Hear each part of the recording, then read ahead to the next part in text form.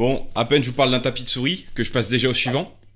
J'en avais pas parlé encore jusqu'à maintenant parce que c'est un tapis qui est relativement récent, mais aujourd'hui, je vous parle du Fnatic Dash.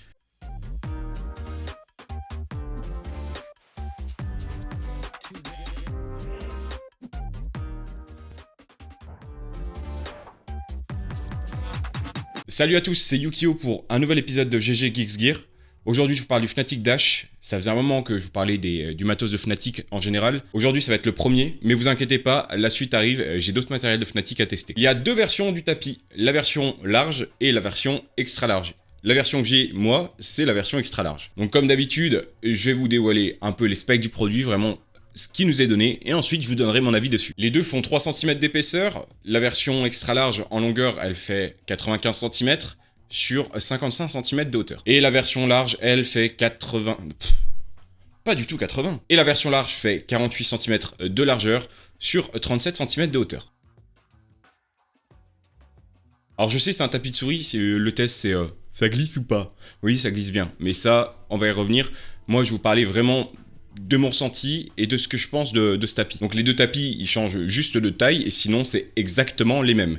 La surface, ils appellent ça la surface F15. C'est très bizarre, enfin, je suis pas trop fan quand on donne des noms comme ça, des noms pour rien, mais en tout cas, ils appellent ça la surface F15.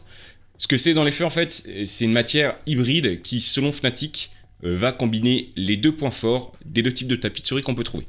Donc les tapis en plastique qui ont vraiment une très bonne glisse et les tapis en tissu qui offrent un bon contrôle.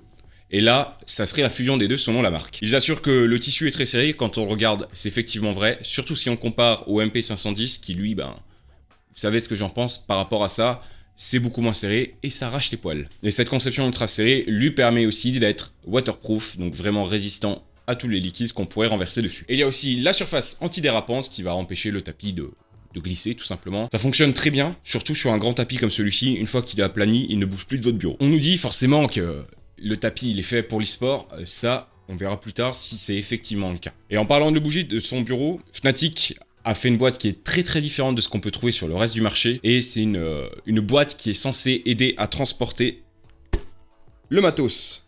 Donc voilà la fameuse boîte. Honnêtement, elle claque. Moi, j'aime beaucoup, le design est vraiment, vraiment pas mal. Voilà, c'est quand même un gros bébé, hein, c'est... Voilà. Donc ça, c'est la boîte. Je reviendrai aussi sur la boîte, puisque c'est important d'y revenir. En tout cas, moi je la trouve super belle. Et maintenant, c'est parti, c'est mon avis sur le Fnatic Dash. Justement, je commence avec la boîte, parce que c'est la boîte, ça concerne pas directement le tapis, mais je vous en parle vite fait. Donc la boîte, elle est supposée faciliter le transport. En soi, c'est vrai, puisque on enroule, on fout le tapis dedans, on se déplace, on est sûr qu'on n'abîme pas son matos. Mais après, vraiment, avoir un cylindre comme ça dans le sac, niveau transport, on a fait mieux. Mais mon plus gros souci avec cette boîte, c'est le scotch qui permet de sceller l'ouverture. Ils ont vraiment mis un scotch. C'est vraiment un vieux scotch qui fait tout le tour. Au début, j'ai tenté de le décoller, sauf que quand j'ai vu que ça déchirait la boîte, une aussi belle boîte abîmée, ça m'aurait embêté. Du coup, j'étais obligé de foutre un petit coup de cutter tout autour, voilà, pour l'ouvrir de façon classique. Mais honnêtement, soit une ouverture facile, soit un scotch qui permet vraiment de tirer tout autour facilement sans tout arracher, ça serait beaucoup mieux, je trouve. Bon, c'est fini pour la boîte. Maintenant, on va parler du tapis, et vraiment, est-ce qu'il est bon? Est-ce qu'il est fait pour l'e-sport ou pas? Niveau esthétique, je trouve que c'est un très très beau tapis. Donc, vous allez me dire, oui, mais c'est une surface noire. Oui, c'est une surface noire. Mais quand on la voit comme ça... c'est un beau tapis, je suis désolé, quand il est aplani, je vous mettrai les images, mais quand il est aplani, il rend super bien. On voit que la matière est vraiment très belle. On sent tout de suite que c'est quelque chose de très très bonne qualité. Un petit plus pour le petit logo qui est vraiment super bien. Donc là, bon, vous prenez un peu la lumière en même temps, tant pis. Mais voilà, c'est le nouveau logo de Fnatic, donc ils l'ont redessiné il n'y a pas longtemps. C'est la nouvelle version, on l'a sur le tapis. C'est un espèce d'autocollant argenté, alors...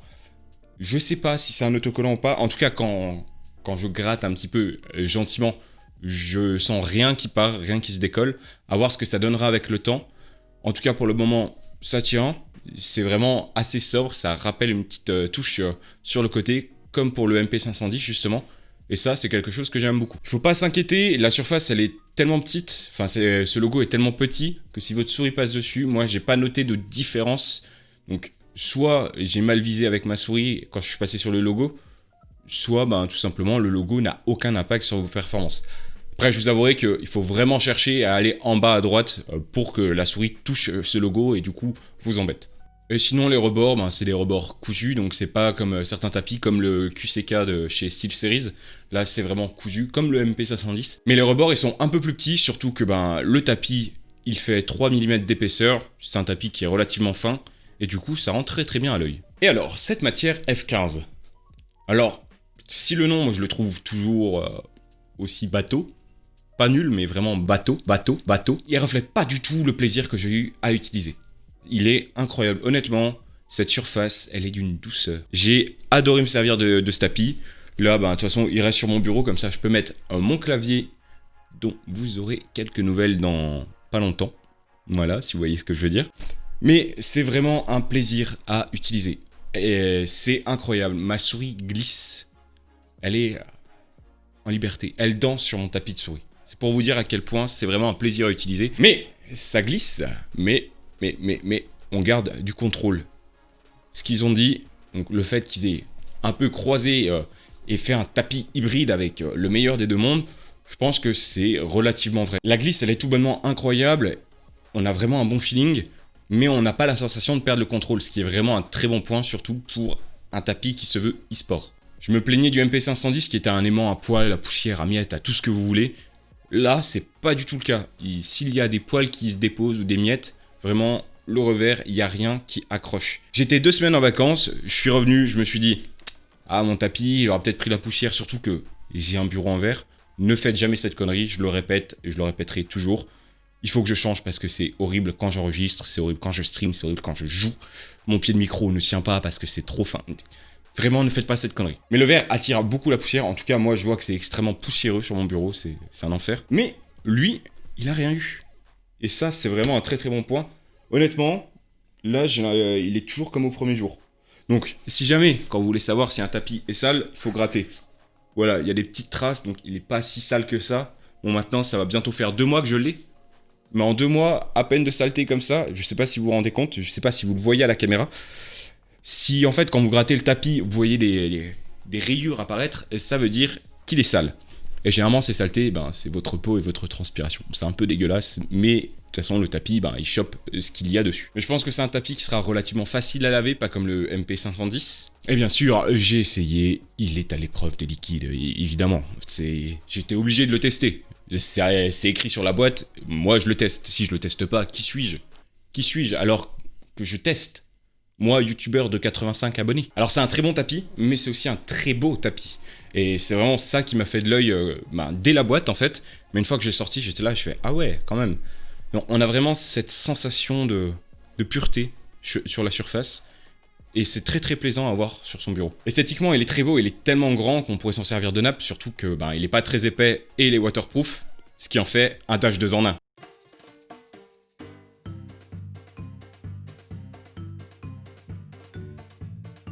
Ouh, l'humour est présent ici.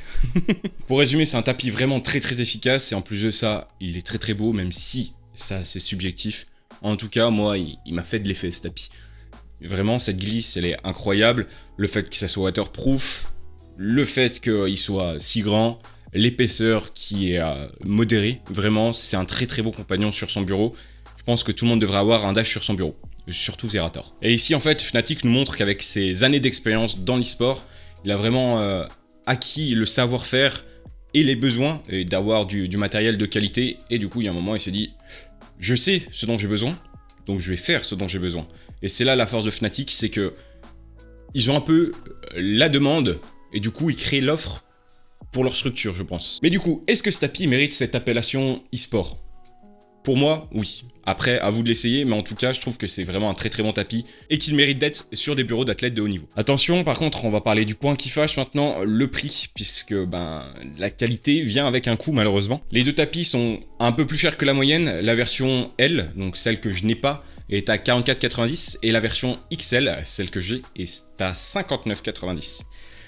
Ça fait un peu mal, mais là on est sûr d'avoir un tapis qui va nous durer dans le temps, et en plus d'avoir un tapis de compétition. C'est ce qui va sonner la fin de cette vidéo. Je suis vraiment content d'avoir repris. Là, je reviens de vacances. C'est pour ça que c'était un peu le creux.